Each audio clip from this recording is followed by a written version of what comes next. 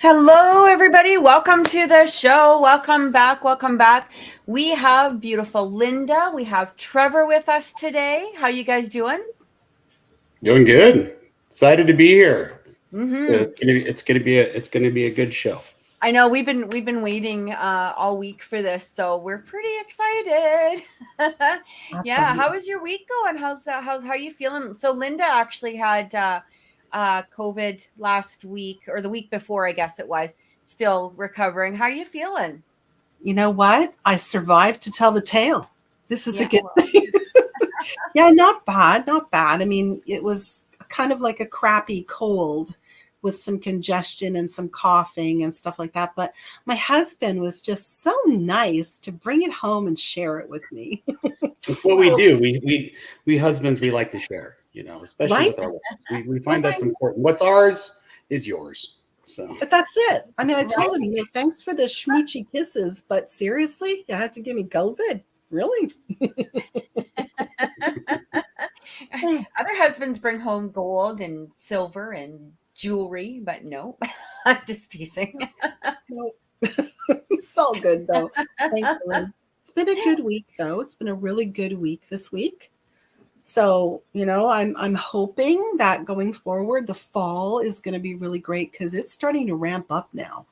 You Is guys it like too? with paranormal activity and investigations and stuff? It's going. Yes, everything. How about you guys? You too, Trevor? oh yeah, we just filled all of September and October almost every weekend with events. So and it's great. A lot of fun. My favorite time of year. The leaves are changing and the weather's cooling, and people are wanting to go catch ghosts. So good times. Yeah, Halloween right around the corner, right? There you go. All the activity starts to pick up in the houses. Well, at least they think so, or I whatever. think so. However you want to put it. I'm good. This is actually my second show today. I actually had a show on my other channel this afternoon, so that's kind of exciting. I'm awake, which is good. But you know what? I'm really excited about our guest. So maybe you can introduce her, Lynda, and we'll bring her on. And yeah. I would love to do that. I'm just so thrilled. She is a friend of mine. We did Paranormal Survivor together. She is an international public figure. Her resume in the paranormal field is just like miles long. She co produces a radio show, very popular with her friend and confidant, Amelia Pisano, called The Outer Realm, which I'm sure that some of you have watched on YouTube and listened to out there. She is unbelievable, has a million experiences, and I'm so thrilled to have Michelle Desrocher here with us tonight. So, welcome, Michelle. Let's bring her Hello, on. hello, Hello, hello. Michelle. Hello. How are you? Oh, good. Like I commented earlier, I love what I'm looking at right now. The house, you, everything. Oh, thanks, thanks. I have a lot of people go, I love your green screen. I'm like, yeah, me too. I couldn't find anything remotely close to what I had. So I was like, well, this works. We'll just throw a few bits of furniture around. And this is pretty much the whole house is like this. So yeah, I'm pretty lucky. So you have one of those houses that people could just walk in and be like, spend hours just looking at everything. Yeah. Yes, and we have found a lot of people just wandering around outside. I caught the cameras caught these two elderly ladies one time, and it's a Sunday morning, and needless to say, I'm just like, it's like daylight, and open the door. I'm like, can I help you? It's like, oh, we didn't know anybody lived here. The recycling bins in the car not give you an idea that maybe someone lived here. They got faces in the window. I'm like, oh my gosh, seriously. We've had like tour buses show up in front of the house and people coming out. We've had people try to walk in. They think it's like a facade, like just for filming. Yeah. Wayne's like, hello, it's my house. Get out. He's like, oh, I don't get it. It's just Or pay me money for a tour, whichever one. it used to be a B&B and people could come and investigate it and Yeah. just have a lot of fun in it, but it really did upset the spirits for the most part. things. We'd have some people that would come over and the whole house would go quiet for a while. I'm just like, so we just, we always tell them, we would say, we're having people come over. If you want to partake in the excitement, feel free. And the lady of the house was always very fascinated by tattoos. So people would sometimes if they had tattoos, they would just get them touched. And it was just so fascinated with them, because they go back to the 1800s. So it's probably like, what is all of this craziness? But she loved it. People with tattoos got a lot of attention here. So how many spirits do you think are or do you know how many are in the house at the time? There used to be about 7 or 8 at least that we were familiar with. But the house has been cleared.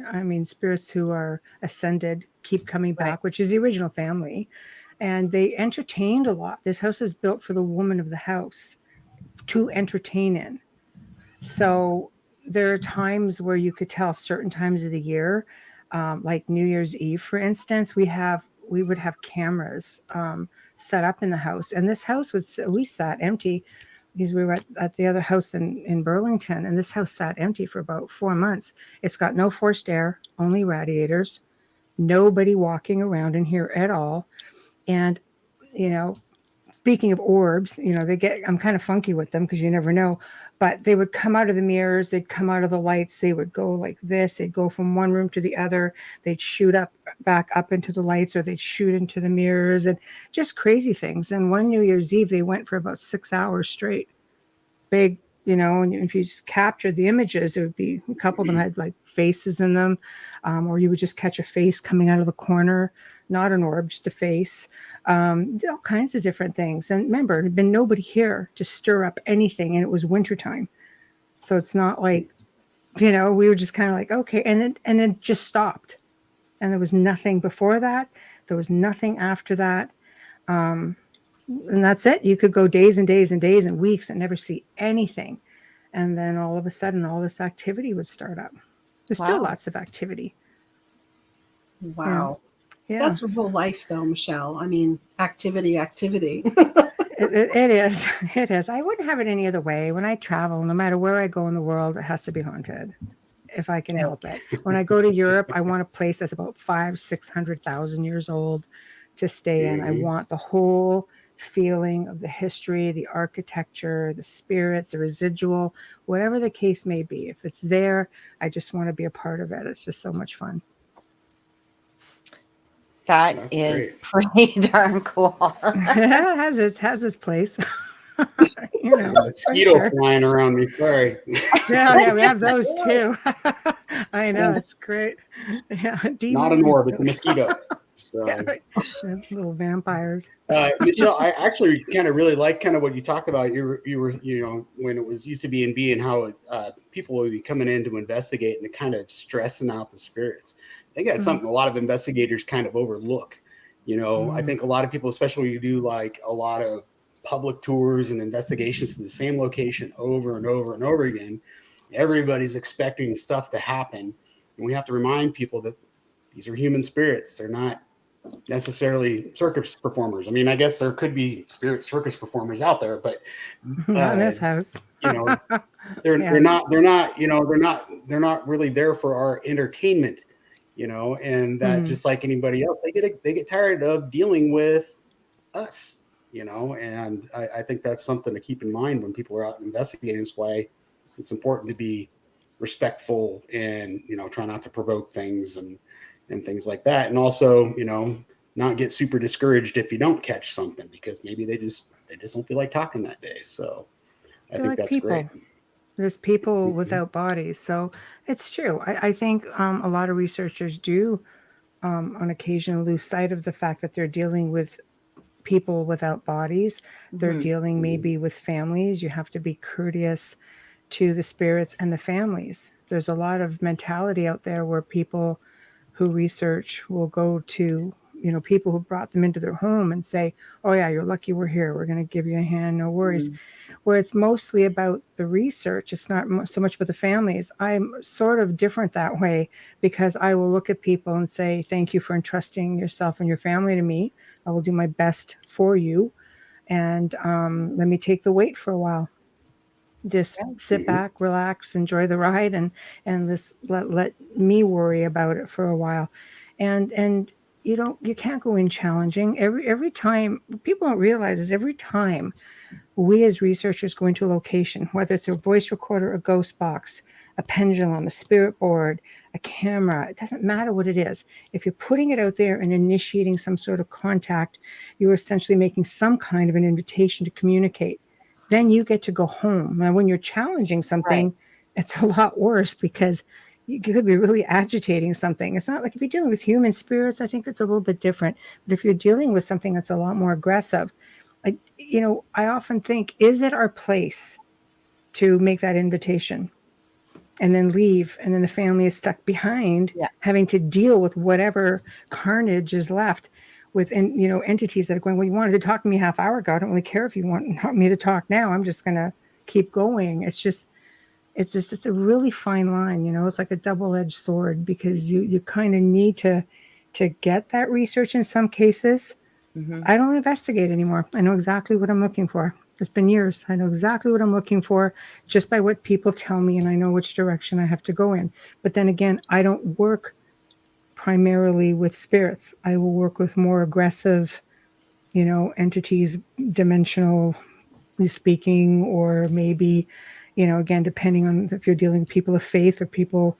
You deal with ufologists, everything's an alien. You deal with people of faith, everything's a demon. It's this, there are entities out there, whatever they may be, I have more of a knack for. And I will work with people around the world, whether it be other researchers or families, and just do the best I can.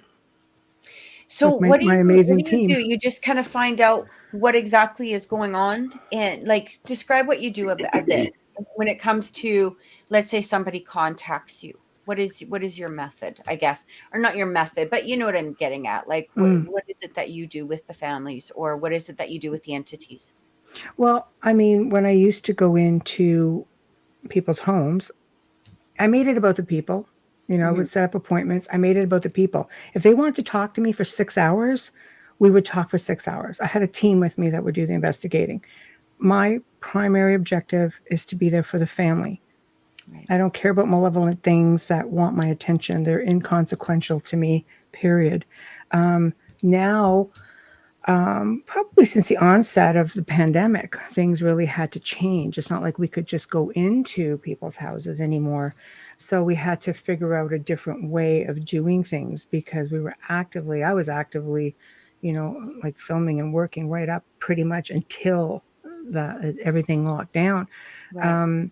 But now I just basically ask people to email me a timeline and with as many details as they can. And also I want sights, I want smells, I want who else is experiencing things. I need to know things like the hard questions, mental health, medication, just things of that nature. When do you think it started? Childhood, blah, blah, blah, blah, blah, blah, blah. There's a lot of things that you have to ask for. And then just by reading it, I could tell, okay, this person, I have a feeling, is just projecting energy. So you're dealing with psychokinesis. Like you're dealing with a lot of really logical things many times, not everything contrary to what you think on Paranormal Survivor. And I'm running around screaming demon. There's a lot of crap that ends up on the cutting room floor.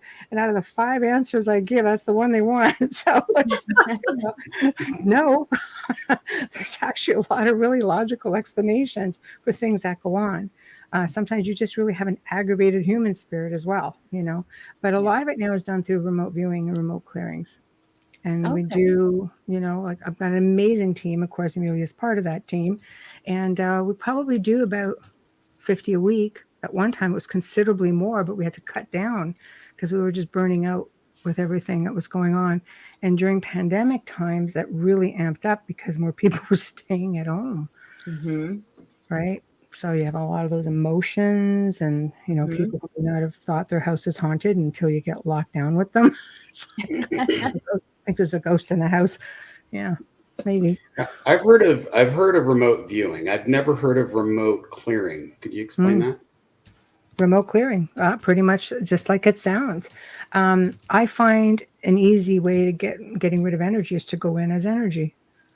Okay. And you go in as energy, you tap into what you see, and it's really not hard from that point on. It's just you're just working with energy, frequencies, vibrations, things like that. Life is about frequency and vibration. Yeah. And our success rate is about 95%. And that's with people doing what they're supposed to be doing. If I say to them, I've done this for almost 20 years. If I say, need you to do this, you do it. A lot of it is mindset. Yeah. Oh, You yeah. can be in control of everything if you can get it right up here. But when you live like a hostage, or you feel like you live like a hostage for so long, it's hard to change this. It's hard to change that every little thing around the corner isn't something, and that you have more control than you think you do. That's so true. Do you find that people are resistant to that? I guess the advice. I mean, we've all probably dealt with as investigators, where, I mean, we know that, first of all, panic. People that are in a place of panic, this is just going to amp up everything to begin with, right? And you walk them through the process. You give them some tools to work with. But you always have there's always that one person somewhere that is going to be really resistant to it. And it's almost like they almost want to be haunted, I guess, to some degree. Maybe it's a part of their identity, or maybe it's part of their, thing to brag about at work, or whatever, their social media status type of thing. It's like, I want to clear this out, but I don't want to do the work to do it, kind of, For different reasons. I think you nailed it. I think some people, if you don't have a lot going on in your life, and you have this haunting, and you find yourself on social media sites and you're getting a lot of attention. Yeah. The people I work with, I tell them, stay off the social media sites, because there's a lot of people with really amazing intentions out there and zero experience that can make your job a lot harder than it has to be, right? And we can all agree. See, we're all eye rolling, going, "Yeah, we know." It really is like that for me, because again, I work in energy. I work in light. I have for a long time. I don't just work on clearings with people with a team. I work with also another group of people that works on planetary stuff. Right. Because, I learned recently, you can move a ley line, not far, sometimes just a few inches, but it makes a huge difference. And I've worked with people who just going to power spots, and you can learn how to just completely realign it and completely do phenomenal things, right? So I work in energy a lot. And when I say to people, yeah, exactly. Yeah, no, he's nailed it. That's exactly it, I live right? with him, I know. Yeah, it's a cool kid on the block. So it's true. It does. It makes you one of the cool kids, I guess, if you're in the haunted club. But I think there are people, I try to teach them how to ground their energy and how to just take control of their own space. I've always educated people. At one time, my waiting list was like 1.5 years long, almost 2 years, for me to go someplace in person. But I would work with people just through email or the phone, and just how to empower them and just educate them. And by the time I was able to see them, like, no, we're good now. Thanks, though. We applied what you taught us, and we feel we're okay. It's the best way, because they're the ones in control at the end of the day. I'm just there to show them how. Yeah. But you're right. Some people, it's like, no, how many houses have you guys done where people invite you in to solve a problem, but they keep bringing in a revolving door of investigators? 100%. Right? Investigators or cleansers that have no idea what they're doing, or, they'll bring in, or they'll listen to the advice from, somebody down the street. And then we've had to deal with expert friend. The expert down the street. And then you're like, you'll say to them, like, please don't do that. We know what we're doing. We've been doing this a long time. We're going to give you a set thing of, things to do. Right. Yes. And then, you'll get a phone call at like 3:00 in the morning when I did this, and you're like, did you do what I told you to do? I know.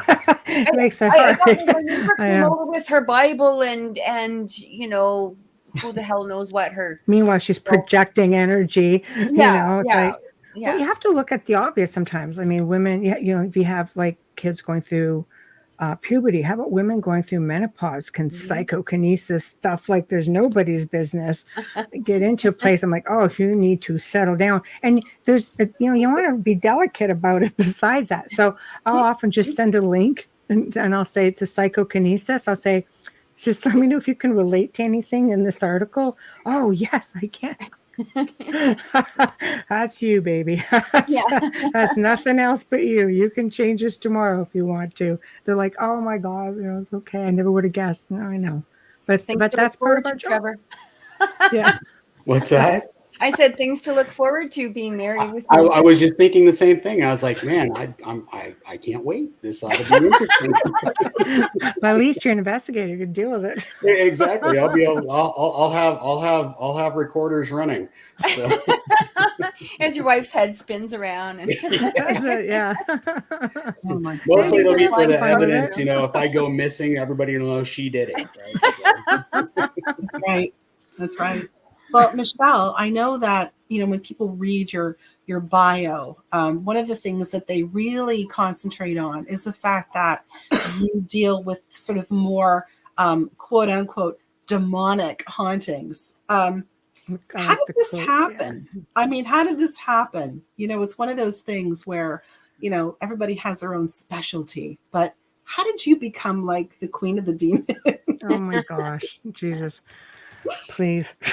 It's a good thing on the other side of the screen I can't. It's like, right? It's like, it really, it wasn't by choice. I mean, as going through puberty myself and going, by the time I was 14, 15, there's a lot of things I've come to learn though since then. I did have a bit of an oppression. There was an attachment. I knew that. And without aging myself too much, we didn't have internet. So it was like going to the library.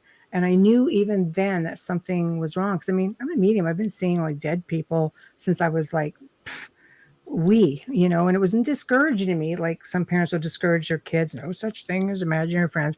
Whereas, my mother would say, okay, here's some pictures. Recognize anybody? And I could pinpoint, past relatives and things like that. But when something felt wrong, then I knew all you could really start with, because it's not like spirit research was a big thing, but I started off with books on witchcraft to learn how to do cleansings. I knew even then that I had to do like cleansing, just instinctively. I knew you have to do something to change this. And it went on and on for a long time. And I did. And I changed my own mindset. This is why I work so hard with mindset. I'm a teenager. And I knew that I had to work with what was here. So I knew early on that that's what worked the best. It got to a point where, even when I was out clubbing, when I was like, in my early 20s, I'd come home and I'd hear boom, boom, boom, boom. And I'd be like, yada, yada, whatever. Bang on the door. Yeah, I know. You had a night. I had a night, let me tell you. And I'd close the door. And that's how it went. And it was just, and there are EVPs of me at locations and something comes growling at me through the recorder. I'm like, I know, but all the griping in the world isn't going to change the fact that you're not staying, blah, blah, just going on and on.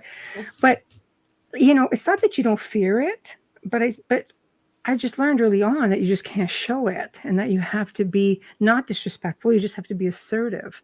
Right. So I learned that, but I've since come to learn that there's a lot of connections between ufology and the paranormal, so many similarities. And I realized that I had also had contact from a young age. My mother's like, you used to sit there and watch the stars forever and you just look around. And I'd say, what are you looking for? And I'm just like, oh, I'm just waiting for a UFO. I'm 8. She's like, what are you waiting for? She goes, yeah, I'm just waiting for a UFO.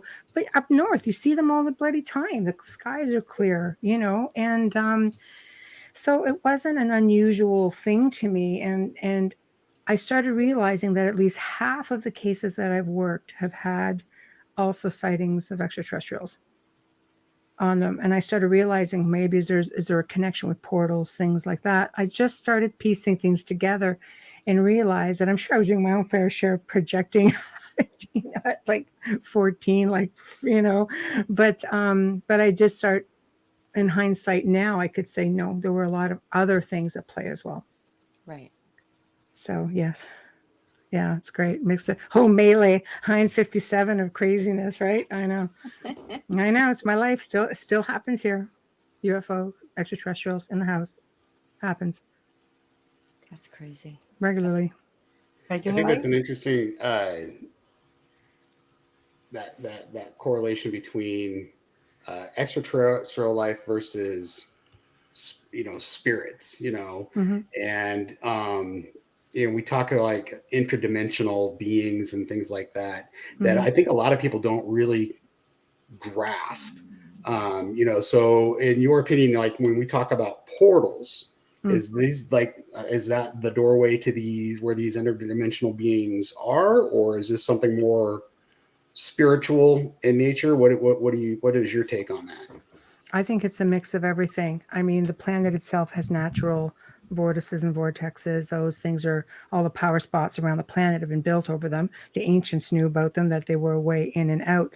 I believe that entities or other beings, dimensional beings, interdimensional beings, can create portals. I know this because we can close them. We close them very easily. Remotely, it's even easier. Right. I mean, you can literally take them out completely and just make them vanish. So people say portals can reopen. No, not by the time we're done with them. They don't reopen. They don't even exist. So with that being said, I think it's a matter of what opened that portal. Right. I again, you ask a ufologist who sees, like people say demons, they'll tell you, they're reptilians, they're draconians, they're iguanians. There's, you ask a person of faith, nope, it's a demon. Other people who've had, contact with ETs of different sources will say, no, it's a praying mantis, it's like a big mantis. And I'm thinking, most people can't get their head around things like that. Right. But portal colors tend to be different. And we've learned that dark portals are, the obvious, just dark energies, demonic archons, maybe. But when you're dealing with ETs, they seem to have different colors. Okay. So that at least, for us tells us that, no, this is what we think we're seeing, and again, Amelia's like, I trust what she sees because I can tap right into her and literally climb into that little body of hers and see through her. And sometimes I can always tell when I say, okay, you stay in this spot, don't move because there's something here, and I see her go up and go, you're not in your spot. Right back down she goes. It's just it's a good formula as to how it works. But portals are interesting. Well, and I'm curious, and I start going down these rabbit holes. I start like question after question after question because I don't say I'm not gifted. I'm very much less gifted than everybody's got gifts. Mine are just down. And but I mean, how would one go about even detecting a portal? So I have my investigation team out there. Somebody says, I think there's a portal here. How would I go about trying to verify if there is indeed a portal there? And then what would we do about it? Well, if you don't have a good medium with you who can detect those right off the bat, then your equipment should tell you because it'll be a concentrated energy spot. Okay. Great. So an EMF detector would probably pick it up then? Something like that? Okay. Yeah, great. It should. I mean, it used to for us. Mm-hmm. We'd go in and it would get all buzzy in one spot. And when you start going through the process of elimination, you're not near, high levels of quartz, things like that, or the panel box, or just the obvious. If you're in the middle of a space or you're outdoors, it's even better. If you're not near any like large rocks or mountains, things like that. Okay. And, something just happens, and I'm pretty sure you're walking into an energy field of some sort. Exactly. Sorry, I just saw Wayne's comments. Oh, I know. I knew just a champion. I make good home fries. He does. People used to leave reviews about the bed and breakfast, about the home fries. He really does. Ask for the home fries. Like, wow. I want the recipe for the home fries now. So. He'll never give them to you. Oh, man. Okay. Anyway, Michelle. So my next question about the portals is that you talked a little bit about remote viewing and remote cleansings and being able to project energy and things like that. Is that something that you can do into a portal? Can a gifted person travel into a portal? We know things can come out of it. Is there a way for us to see maybe what's inside or on the other side? I think we can do a show just on time travel, and I could blow your mind. I I just don't think we got enough time in half an hour. But no, well, if we can do time travel, we have all the time we need, don't we? Okay, let's do it. Because no, it is pretty mind blowing. You get things like time slips that happen, and sometimes it's like you're not even aware that you have a portal. Sometimes it's just how things line up. There are many stories of people just walking around the other side of their house, and next thing you know, things just change. There's a story right now about a woman who woke up and she was in a different time. Her fiance was gone. Her office, everything was changed. She woke up in a different pair of pajamas. She walked out, didn't recognize people. I mean, she's actually got a reward out. It's been like 7 years for anybody who can help her get back to her own time. Like, this stuff happens. I made mention to you about, testing this piece of equipment. We were one night, Wayne and I were just sitting here. We'd just gotten it. And all of a sudden we hear this, and again, reverse mode, right? So you're getting everything in reverse. So it's not like you're getting forward where you're thinking you're picking up on some crazy, TV movie channel, but it sounded like people were talking from the 50s. And what made it interesting was we could hear the propellers on this old plane. I'm going, sounds like a bad, like 50s B movie is what I kept saying. And we're laughing. And then all of a sudden we hear these people talking, and they're just like, there's a man and a woman, they're sitting at a table. They have electricity. Yeah. We're like, and I'm like, so I just start asking questions. I'm like, what do you see? They're like, nothing. It's black. It's a void. And I'm going, what's your rank and position? It goes, major, blah, blah, blah, ma'am. And I goes, what's your coordinates? They kept thinking I was the queen. I'm like, yeah, dark realm maybe, but because I guess Canadians have accents, right? I'm just like, what the queen? So anyway, I'm just like, whatever. But where it got really weird is they gave us 2 out of the 3 coordinates that put them over somewhere over the Pacific. And I always say it must have been somehow where the planets were lined up a certain way or something, but it will seem to be a time slip. All of a sudden we hear them say, there's a door. We see them. There's a door. I'm like, do not go through that door. They start pleading with me. I had a vision of some friggin' bomber coming through my house or something. So I'm like, do not go through that door. They're pleading with me. They're saying, please, please, we're lost. Please. And all communications cut. We just sat back and went, what the hell just happened? We recorded it. It was mind blowing. I've got it all in recording, but it's just like we tried at the same time a year later, couldn't get it. It must have just been something in the cosmos. We have no explanation. It's pretty interesting. I mean, you're talking about this stuff and my mind starts going to things, that relate. And I started thinking about the movie Frequency. Have you seen that one with Dennis Quaid? Yeah. With the, what was it? The Aurora or it was some sort of solar radiation or something that was, would that kind of be like a time slip? Is that what that was kind of about? I'm just trying to imagine it could be. It could be. I mean, time slips, like the woman who I said went out. This was not the one who's with the reward, but that other person that went to the back of her house, and all of a sudden everything was different. She came right back in around the other way, and bam, she was right back in her time, her family. So you know what? These things can appear and disappear, I think, at will. Some people will say, well, UFOs are, they come from the stars. No, probably they come from portals. Probably they come from our own planet, believe it or not. There's so much about here that we have no idea. There's more here, I think, than there is up there. So I completely agree. Right, right. And some people will tell you, no, they do. They come right through portals. There's one here that we don't see it all the time, but we were driving the one night. He's seen it more than I have. And I just looked around. I'm like, where are you tonight? And all of a sudden in the sky went just like that. Wow. It's always in the same spot. And it happens once in a while if you happen to catch it. And the one time we saw it, then all of a sudden there was a helicopter from across the river from the base over there, just took right off and was like, All right, a little too close for comfort. That's like, why not? What else can we do here? So says everything else. So, yeah, That's crazy. it Well, there's is. places in the world too where, I mean, I have relatives in different parts of the world as well, and they believe things and know things that we just don't. I mean, you've had experiences as well because you travel a lot. And I do remember you talking about Romania in particular. And Yeah. there's that forest that everyone talks about. I mean, what's your take on that? How do you pronounce it? Something- Hoyabatsu. That's it. Yes. What's your take on that? It's the most haunted forest in the world.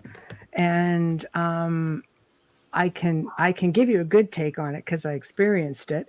Right. It's an interesting place. It's known as Romania's Bermuda Triangle. There was Hoyabatsu. It was a shepherd, and his whole flock of sheep just disappeared. There was a 5-year-old girl that disappeared. 5 years later, she showed up again, still 5 years old, and completely spun, like not even present, like from a mental or emotional standpoint. We went in, so back probably 2013 when we were there, and we were there on the night of the supermoon. Everybody's like, oh, we just want to get the most out of it. I'm like, no, man, I just want to see my way out of the forest at 4 a.m. if I have to without killing myself, because people don't realize it's about 4 kilometers in, like from where you can park. It is a hike in, and we walked it. So I went in, like we went in the afternoon, and, you know, I wanted to get a feel for what it was like. And there's no sounds, there's no animals, there's all the trees are crooked, and the only thing you can hear is a droning sound. And people believe there's a portal there, and that could be what it is. We found out after the fact that it was under a no-fly zone, but we didn't know because there were airplanes that were way off in the distance, but nobody could fly over the mountain. And we had all kinds of experiences in there. You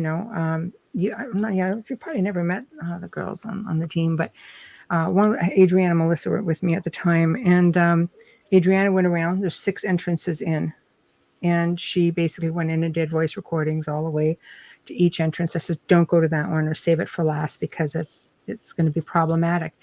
And she's standing there and she says, oh, I'm feeling very heavy in the chest, right? And Melissa and I are going, this is a tree being pushed down behind her. And it's not a twig, this is a tree. And you could hear it cracking. And as it snapped up, she's like, it's like, there it is. You know, and the night just progressed like that, the whole night. And by the time the moon hit, which was a supermoon, and it lit up the entire circle, and we had a skeptical person with us, like diehard skeptic, and, you know, ghost box, all we had left, everything we had got zapped, except for one of the iPhone 4s at the time, which was a thing, and this little Hack Shack ghost box. That was it. And they're speaking in Romanian. Adriana's Romanian. I said, no language barrier, can ask them just to speak in English. They said, yeah, da, which is yes.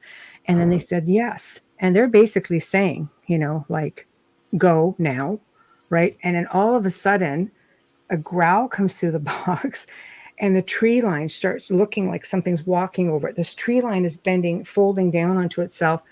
The box says, go now, run. But the funniest thing about that is the skeptical guy turns around, looks at me, goes, I don't think that's supposed to happen. And I turn around, and that's when this tree line thing is happening. I'm like, no, I don't think it is. And the box says, go now, run. I'm like, I don't run, but I will gracefully make an exit. I'm going to be respectful about it, but I'm having my butt handed to me. I'm just going to do it as much grace as I can.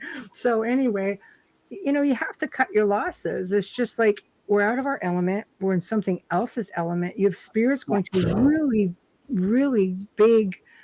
It's a big deal for them to say, look, get out. We're trying to help you get out. We see what it is. And it was on our heels the whole way down, because we could hear it behind us, just crunching, and the brush beside us. And it followed back to the hotel. The hotel was a state-of-the-art You had no power unless you took your card and put it in the wall, and it powered up your room. And it was something just trailing along, like walking back and forth. And I was just happy to have Wi-Fi. Melissa's like, "Do you just see what's going on right now?" The phones kept ringing, nobody on them. I'm like, yeah. My motto is acknowledgement is empowerment. I'm just checking my email. I don't even care. I don't even care. Whatever. But it was a heck of an experience. Definitely one going back to and spending the night. Yeah, I just Googled it. I'd never heard of it. I was just looking at some of the different pictures of this place. It looks amazing. Oh, it is incredible. Really, really would love to. I'm gonna have to add that to my someday to-do list. I'll tell you. I mean, we were 3 days behind Ghost Adventures. Zach had a meltdown in there 3 days before we were there. And when does he not have a meltdown?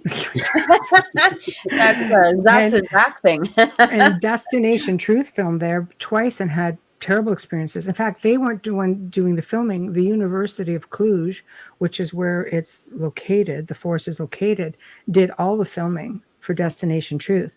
Wow. And the one guy, you see him in the footage where he gets lifted up. He's sitting down with his legs like this. He gets lifted up and pulled back. A year later, they talked the poor bugger into going back again, faces fear. I think he got scratched to bits. Is that Josh? Like, was it Josh that got pulled? Or? No, it was one of his camera guy or something. So then, a year later, he's like, okay, I got talked into this. I don't know how. Just like, oh, buddy, you have no idea. And he got attacked again. So I had a nap in there when I got there. It's like, gonna feel this place out. And it's like, we had a good time, but it's just, you just have to be respectful and just go. Yeah, I'd love to just go and pitch a tent and just camp out and check it out. They probably don't allow people in there, but I think they do. No, they do. They do. So there's markers in there, so you won't get lost either. Oh, nice. So yeah, it looks really cool. If anybody hasn't look that one up. I just Googled, I didn't know how to spell it, so I just Googled Romanian Bermuda Triangle. It took me right to it. So just go haunted forest Romania. It is known as the most haunted forest in the world. You won't miss it. Wow, very cool. Yeah, that's crazy.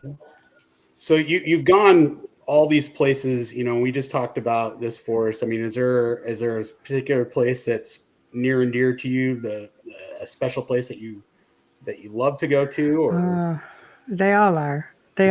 I think I always say I leave a piece of myself everywhere I go. I've been to, like the Highlands of Scotland. I've been through Scotland. I've been the UK, Egypt, Greece, northern France, southern France. I've been to some amazing places, and I only stay in really old places. So in fact, when we were staying in Bran, which is located in Romania, it's funny because it was a more benign thing.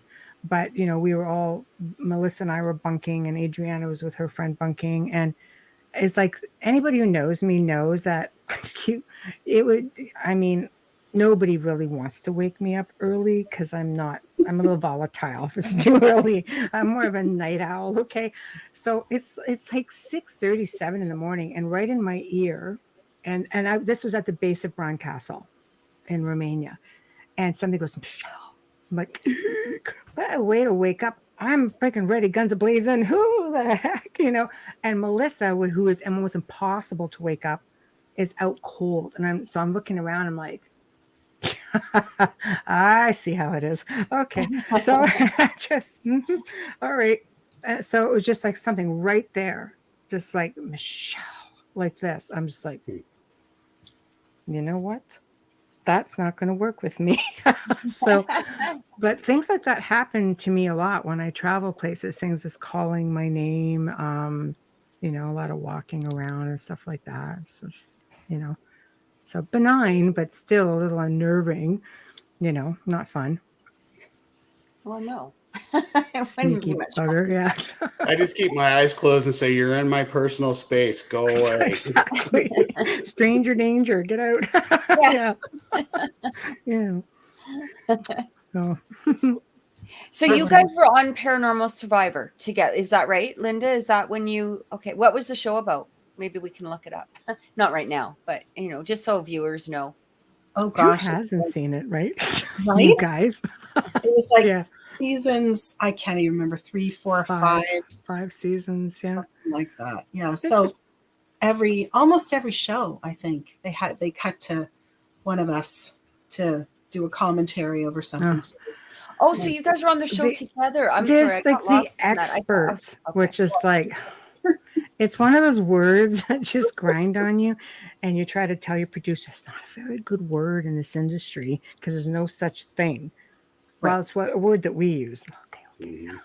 You know, I try to correct it over when I get interviewed. There's no such thing as an expert, but you know, thankfully our producers love me because they just shake their head at me. It's like, I know, sorry, I'm the black sheep, but it's true, right? No experts, but we are contributors of Right. our thoughts and opinions as to everybody who would tell stories. So people come on board, literally tell their story of a haunting or how it affected them, that sort of thing. And then there would be myself, Lynda, Katie, you know, we would all give our opinions and contribute in that respect. We'll leave that there. I think probably the easiest. But yeah, it's very popular. People still ask for it. And we're just like, out of our hands. That's right. Yeah. We're ready whenever they are. Now, Yeah. which seasons were you featured on? So I can, when I go to work and I can bring it up and I can brag and say, yeah, I know these two. So, Yeah. Lynda, you were on before me. I came on board as somebody brought me on as a researcher season 2, and then they had me in a corner for about an hour talking after that. So I came on the end of season 2, 3, 4, and 5. And 5 was filmed here. That's right. 5 was filmed there. I started actually a couple of my cases were on season 1. Right. And then season 2 again, a few of my cases. But Yeah. 3, 4, and 5, that's when I was a contributor. Yeah. So there you go, Trevor. Well, you'll look us up. I'm gonna. It's What? gonna You happen didn't now. look it up? So. Yeah, you gotta look us up. We have a question from Melissa. She's asking, how do you handle cases where people go right back to pendulums or Ouija boards after and inviting things back in if they do? They're on their own. They're on their own. I have so many people that message me. I tell them right off the bat, I will help you, because I spend a lot of time with people. Like, I mean, a lot of time. People, it's like people don't realize I spend hours in a day dealing with people because they're going through things, and it's just it's a support thing as well. But if they're going to keep going back and doing it, it's like, I'm sorry, there's too many other people that need my attention. So I get it. Sometimes it's an addiction because, you know, you get something communicating with you, and if you've never experienced it, it's pretty phenomenal. I remember one time being brought in to do an intervention for this to this guy who kept communicating. He would take this ashtray and he could move it all the way around on the table by himself. And the house, you walked in the house, it felt heavy. And his friend's like, can you please do something? I'm like, he can only be helped if he wants to be helped. So my favorite thing is, because I have a really strong mindset, and he goes, I can do this. And I'm like, okay. Yeah, I'm acting really stupid. Please, okay, I'm just going to watch. And he's doing it. And I says, no, I don't think you're going to do that anymore. It's not going to listen to you, because it always listens to me. I'm going, try now. And he basically, he's getting the moves going on, and, you know, the thing goes to move. And all I did is I went like this over the ashtray, and I went, no. And I just held it, and he couldn't get it to move. Wow. I'm like, you're never going to do it. And I went like this, and the thing came to me. Because I know there's something in the house. There's no doubt about that. Guy was probably inviting something, you know, get a few drinks and things like on a regular basis. So there's no doubt about that. But when he realized, like I said, take it from me, and he couldn't. I said, that's just here, buddy. That's all it is here.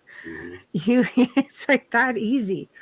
And he emailed me about 6 months later, and he said, I never would have thought. He goes, but thank you. He goes, thank you. It changed my life. Thank you.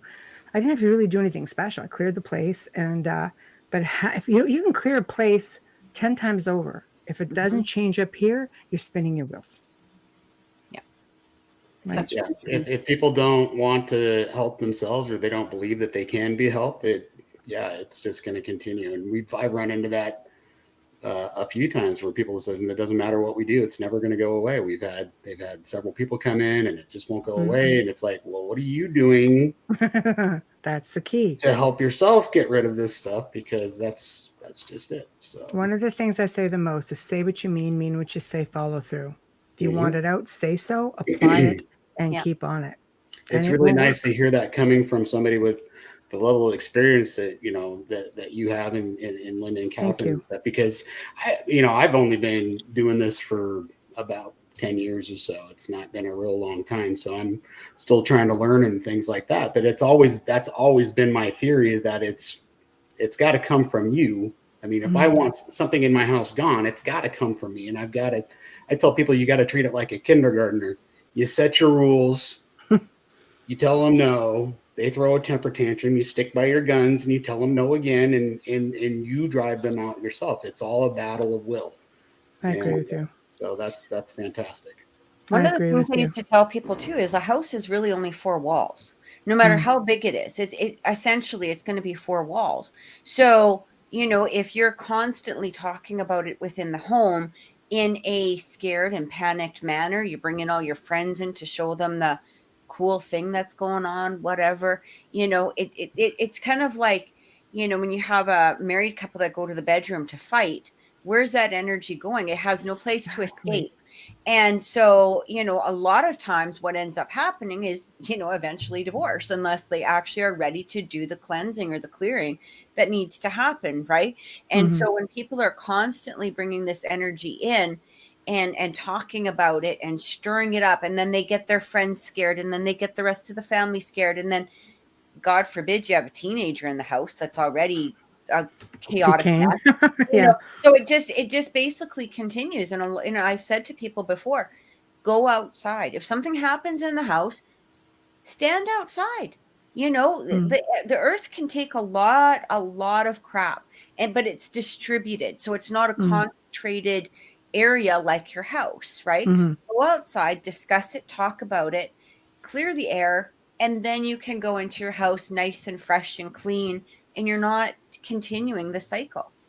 That's exactly what it is. If it keeps building in one spot, you can get into an argument, walk out of the room, walk back into the same room an hour later, walk right back into that negative patch of energy and wonder 100%. Why you're feeling foul. Yeah. And it's like, so many of us, we can walk in. Everybody's walked into a room where somebody, it doesn't matter how happy the couple is or how happy the people are. You know that some wonky shit's going on. You're like, right. You guys have had a fight. Okay. That's right. Yeah, keep your bad juju away from me. Yeah. It's like wave the sage stick at him or something. Yeah. So, yeah, absolutely. So tell us about the outer realm. Like, just give our viewers, if they haven't seen it, if they haven't heard of it, so that they have an idea what it's about, what's going on, all of that. Where can they much find like it? Your show. The outer realm is basically, it's funny because I started it with my friend Jack Kenna, and Jack always said, he goes, I make a better guest than a host. And I laughed. I was like, that's cool. That's cool. I can respect that. So then I brought on my compadre, Amelia Pisano. So it's the outer realm with myself and Amelia Pisano. We bring on people from the top of their fields on so many levels, whether it's, ancient archaeology, whether it's, cryptozoology, whether it's folklore, whatever, you name it. I actually, considering I'm a paranormal person, don't do as much paranormal. Right. I'm off into so many different fields. We have a waiting list of people who want to come on. We're booked into like going into February now. Goes 2 nights, Wednesdays and Thursday nights. It's really grown. We've been nominated for 2 People's Choice Awards. We made it into the finals last year. This year, not so much. Like, what a bastards. but that's okay. We love them. We love all our listeners anyway. But anyway, we're really humbled by it because it's grown so much. This has only been going around since end of 2018, 2019, that's and really we're good. Almost 3 million listeners a night now. Wow. That's amazing. Yeah, that's it's just it's humbling because my TV fan base followed us, and we've just been adding to it. Lynda's done the show. Yeah.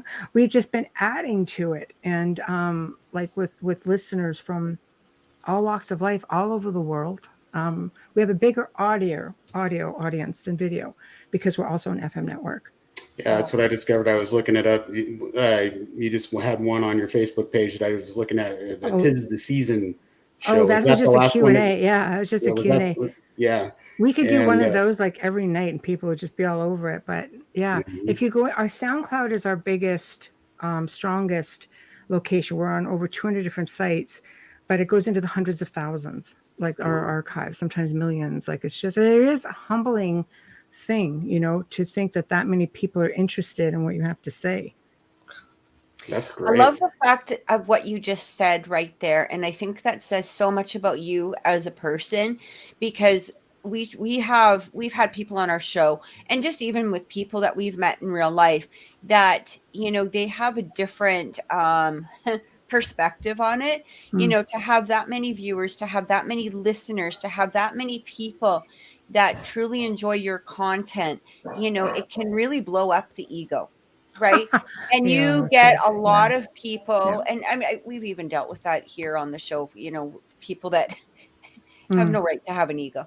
I'm just but there's no place for ego in any of this. And so to hear you say how humbling it is, I think that like for me personally, and I'm sure Trevor and Lynda as well, it really just shows how much not only do you actually love this field, but the people that you want to help, the people that you're there for. And honestly, that's just like, thank you. That means a lot. Yeah, thank you very much. There's no place for ego in this field. I think, people realize, especially in the paranormal, because you are dealing with so many, you're dealing with human beings and their families and their lifestyles. And they, if they've been infiltrated by something, whether there's something there or not, there's something that leads them to believe that there is. I think it's our job, because we're the ones who are looking to. You have to have due diligence. Leave your ego at home. There's no place for it. It's not about you. It's never about you. Your research means nothing to you if these people don't entrust themselves to you. Yeah. It is a privilege for me to help somebody. It shouldn't ever be a privilege for somebody to bring in a researcher. That's not how it works. That's not how it should work anyway. And your ego people that are coming into these places, their ego can essentially really hurt another person. And doing the wrong thing in some of these houses, and we've all seen it and experienced it, can leave long lasting consequences, especially if it's dealing with a child or somebody that might not be mentally 100% stable, or even just a regular person who's dealing with something That's okay. on a darker level. Well, it's true, because those dark things amplify those pre-existing conditions like anxiety, depression, drug addiction, drinking. So if you're walking into that, you could be walking into a little bit of trouble if you haven't done your homework on the family. Yeah. Right? Yeah, absolutely. Yep. That's when we again, that's great to hear, because that's what I, tell people all the time. It's like, if you're going to go and investigate, before you ever go in to investigate, you need to go to the place, have a sit down with the family, and interview them. And I tell people that I interview, I said, this is going to get pretty personal, because I want to know these different things about you, so I understand better on what I can expect, or what my team is expecting to walk into, and how we're going to be able to help you. And it's not just, let's go set up some cameras and investigate. Right. You've got to do your due diligence, not just for you, but for that family as well. That's right. And you nailed it. It's not just about going in and setting up a camera and a recorder. Anyone can do that. Solves and gets nothing done, nothing resolved. Exactly. Which is why the best piece of equipment is always yourself. And if you speak with a seasoned paranormal investigator, they will tell you that. It's the newbies that go in and buy all this stuff and have 14,000 little pieces of equipment. You don't use it. No. I used to do paranormal events. Casa Loma. I was asked to, that's also a humbling experience, when I was asked to represent Casa Loma as their paranormal representative. But part of that was doing tours for the people and explaining what equipment did. So I had to own it. It was part of what I was asked to do. And there's stuff I've never even, oh yeah, it exists. Here it is, overpriced. Here, you can get this guy over here, big like $300 parabolic. Oh, look at this, the Whisper 2000, $2 at a yard sale, do the same thing. Like, it's just, it's pretty much how it is. Don't go wasting your money on stuff you're never going to use. I was very adamant about it. I have stuff I've never opened up, but I have stuff that I've spent thousands of dollars on, which to me are just unbelievable. And that's all I use, because it's worth its weight in gold and nothing else is, now you have a camera phone. You have everything in this thing. We can give you so much. It's got a better camera than most cameras you can buy. Like, it's just voice recorders, and you don't really need much more than that. Yeah. But all that stuff with the blinky lights look pretty cool. That's what it's about. It's about looking cool. It's all about looking cool. Of course it is. The more flashy lights, the better. Yeah, that's what the producers will tell you. I just like the flashy light. I mean, you can do pretty much the same with a teddy bear, a set of bells, and a good camera. Exactly. Trigger objects. Yeah. Exactly. I agree. I hope we can have you back on the show, Michelle. It was such a pleasure. We would love to have you back on again. I'd love to. Be my honor. And it's our honor. Hashtag. It's our honor. Thank you so much. Yeah, we're humbled that you came to see us. See how that works? I mean, that's awesome that, somebody of your experience would come to our little show and say hi and kind of. Everything starts as a little show. Everything starts little, and then it gets. So it is a pleasure to be here with you guys. Yeah. Well, that's great. It's been fantastic, and I really, really enjoyed meeting you, Michelle. Thank you. Thank you. Likewise. Thank you so much for everything. And guys, thank you for watching. Hopefully you can join us next week again. We will be here. Michelle, again, thank you. Thank you so very much. All right. You're welcome. Take care. Oh, she blocked off.